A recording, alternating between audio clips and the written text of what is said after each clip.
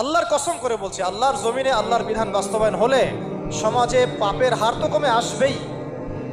সমাজে পাপের হার তো কমে আসবে।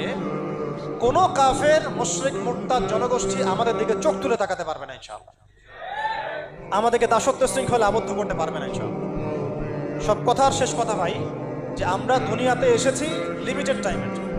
এই সময়টুকুতে যদি আমরা হেলায় ফেলায় দুনিয়ার জীবনটাকে নষ্ট করি, আমাদের দিনটাকে ঠাট্টা ছলে গ্রহণ করি, কোরআনকে মূল্যায়ন না করি, হাদিসকে মূল্যায়ন না করি, আল্লাহর দেয় এই সুযোগগুলো, রমাদান, এই কোরআন, এই তারাবি, এই তাহাজ্জুদ, এই সাদাকা, এই তাকওয়া, এগুলোকে মূল্যায়ন না করি, তাহলে ক্ষতিগ্রস্ত আমরা হব, আর কেউ হবে না।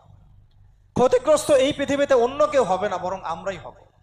আল্লাহ পাক আমাদের সবাইকে পরকালীন চূড়ান্ত ক্ষতি থেকে আল্লাহ হেফাজত করেন, এবং দুনিয়াতে যে ফিতনা ফাসাদ, এই রাহাজানি চলছে, এগুলো থেকে মুক্তির পথ যে একমাত্র ইসলাম, এইটা বোঝার তৌফিক আমাদেরকে দান করেন।